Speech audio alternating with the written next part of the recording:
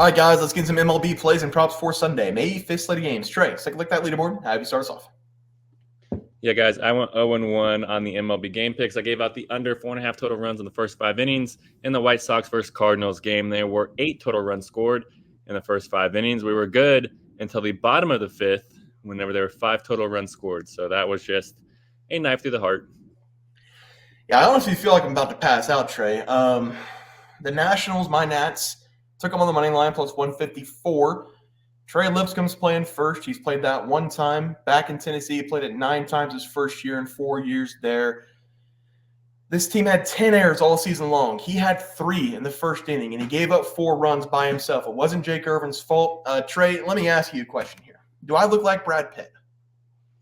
No, you look more like Matthew McConaughey, if you're asking me. Okay, well, I don't look like Brad Pitt, so why the fuck are we asking Chris Pratt to come off the bench like Moneyball and play first base? Like, what the fuck are we doing, Nationals? First play, it was on sense a little bit. It was a routine play. Ball hit in front of him. He should have reached out and picked it. Instead, he let the ball get inside. His fault, but it was a bad throw. Second play, fielded, should have been a routine double play. Vogelbach hitting. We had 2. We had 3 outs with no runs. It was going to be perfect, and he fielded it and lined it way over C.J. Abrams' glove. So the 4 runs is not on Irvin. It's on Trey Lipscomb. This is his fault. It is currently 4-0. Jake Irvin pitched a gem of a game. He kept a minute. We just need some bats now for the Nationals. It's in the 6th inning, so hopefully we can make the comeback. But I am very upset. Let's go to the player props. Have you start us off? Yeah, guys, and I am 1-0 over here on the player props. That's because I gave out Jared Jones over 6.5 strikeouts versus the Rockies.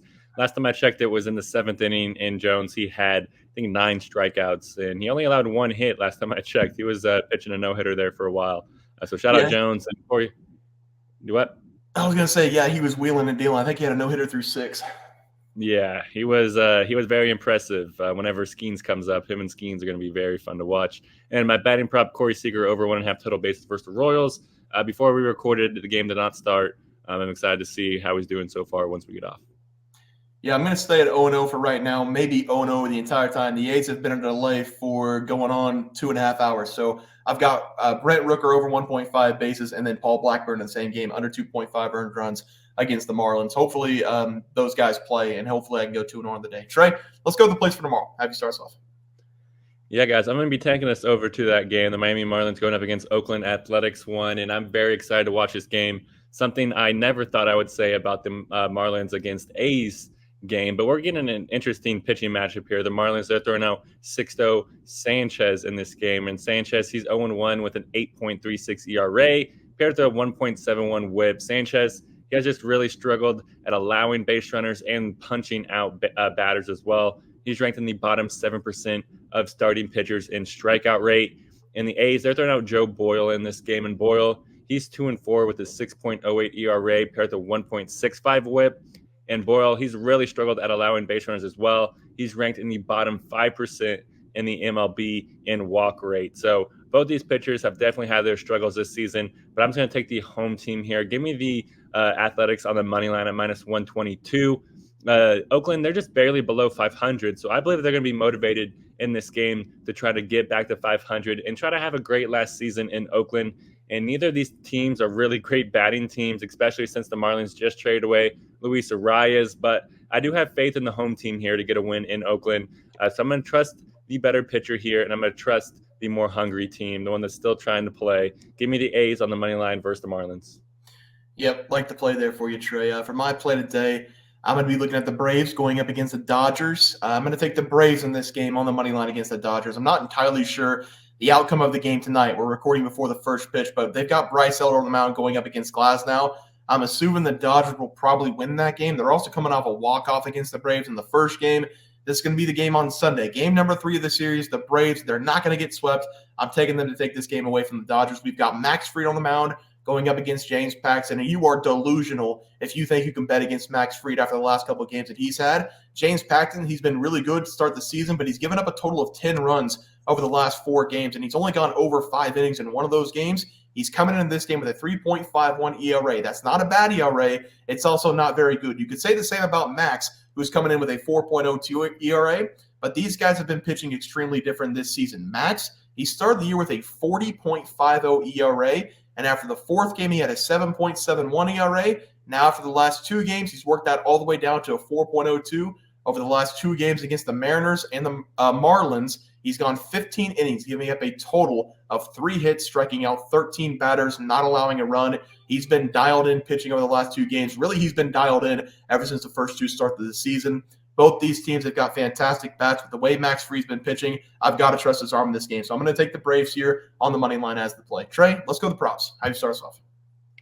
Yeah, guys, I'm going to go with Jonathan India here, and I'm going to take him to go over 1.5 hits plus runs plus RBIs going up against the Orioles. I love this over for India in this game because we're going to see him have a fantastic day at the plate because the Orioles, they're throwing out Dean Kremer, who has not been great this season. Kremer, he's ranked in the bottom third in a ton of pitching categories, and India, he has honestly lit him up historically.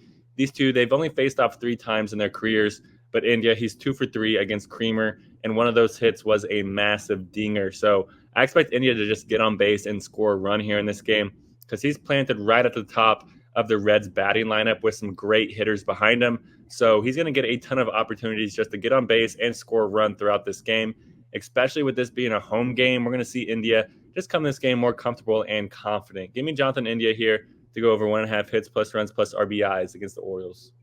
Yep, love the play there for you, Trey. For my batting prop, give me Julio Rodriguez over 1.5 bases going up against the Astros. Julio has been in the league now for 3 years for the Mariners, and each year I feel like he's gotten better and better. He's coming out in this game hitting 270 on the season, and he was going through a little bit of a struggle in the Diamondback series and the Braves series, but he picked up a 3-hit game in the last game against the Braves, and he also picked up a hit in this last game against the Astros. He has had 3 multi-hit games over the last 10, collecting 34 hits already this year. And it's nice to see that while his power hasn't been there this year, he's still making solid contact, getting himself on base a lot. He's getting a dream matchup against Hunter Brown, who has really been struggling for the Astros this year, coming in with a 9.78 ERA. I do think Julio Rodriguez might be able to put up his second home run of the season because Hunter Brown has been dishing out home runs all year, giving up 5 so far. He's given up at least 1 in 4 of the last 5 games, and the runs have been coming in on him as well all season long, giving up 3+ in 4 of the last 5. Hunter Brown, he's struggling right now. Julio Rodriguez, he's out of his slump after that 3-hit game. I like him in this game over 1.5 bases as the play. Trey, let's go to the pitching props. How do you start us off? Yeah, guys, I'm going to go with Griffin Canning here, and I'm going to take him to go under 16.5 pitching outs against the Guardians. I love this under for Canning in this game because we should see him struggle throughout this one and just not pitch deep into this game. That's because Canning, he's kind of had a tough season so far. Through 6 games, Canning, he's 1-3 with a 7.45 ERA, paired with the 1.55 whip, and he's just really struggled at keeping the base paths clean, and that's not allowed him to pitch deep in the games this year. He's only averaging 4 2/3 innings per start, which is well under this number. Canning, he would need to pitch 5 2/3 innings to hit this over, but I doubt he pitches that deep because of his matchup here against the Guardians. Cleveland, they've been great at scoring runs this year, in tune to an average of 2.94 runs per game in the first 5 innings, which is the 5th most in the MLB. Cleveland, they're going to be able to put up some runs on the board here early, and that's going to allow Canning to just have a tough day like usual. Give me Griffin Canning to go under 16.5 outs against the Guardians. Yep, love the play there for you as well. For my pitching prop, I'm going to take Nick Lodolo, under 2.5 earned runs going up against the Orioles. Nick Lodolo has been a great story this season for the Reds. He's coming back from that injury over the last 2 seasons, and he's been basically perfect through 4 games. Typically, I take his strikeouts instead of under runs, but the last time I took his strikeouts, he was only able to get 4 against the Phillies. He's been a strikeout pitcher this season, but apparently whenever I take it, he just doesn't strike out a lot. He has had double-digit strikeouts in 2 of the first 4 games this year that he's come back from injury. But I'm just going to stick to the under runs here. Nick Lodolo in his last game against the Padres, he went 7 innings. He struck out 11. He gave up 1 hit and a solo home run in that game. He has now had 2 of his first 4 starts where he's given up just 1 hit in both those games. And the other 2 games, he's only allowed a total of 4 runs. He's coming into this one with a 1.88 ERA and one of the best whips in baseball at 0.88 so far on the year. Give me Nick Lodolo here, under 2.5 earned runs against the Orioles to continue pitching well as the play. Trey, let's go to the graphic. How do you start us off? Yeah, guys, I went with the A's on the money line going up against the Marlins. I have a lot of confidence in them here, playing at home. And I'm also going with Jonathan India over 1.5 hits plus runs plus RBIs against the Orioles. India, he's played really good historically going up against Kremer, so I expect one of the same. And then Griffin Canning, not Cannon, to go under 16.5 outs versus the Guardians. I expect him to struggle throughout this one like usual.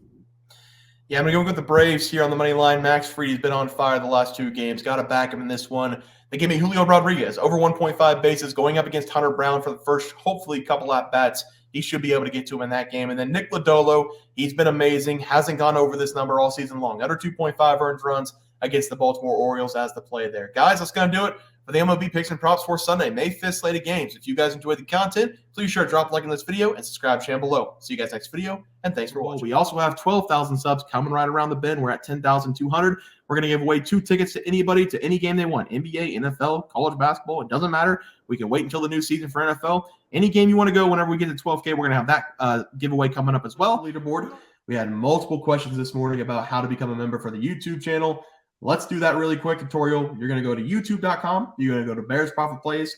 You're going to search it in. You're going to hit our thing. There's a join button right just to the right of subscribe. You can click that. There's 2 options. You have the Bear Pack for $4.99. That gives you access to YouTube member plays. And then you have the Bear Pack Gold for $7.99 a month. That gives you access to our member plays on YouTube. And it gives you a 1-month membership to our website, bearsprofitplays.com. So if you get the Bear Pack Gold, you save yourself $2 a month, a little bit cheaper if you want to do that. But that is the tutorial for anybody that needed it. We had multiple questions today through email about how to do it, and it wasn't working. But if you want to know, there it is right there. Trey,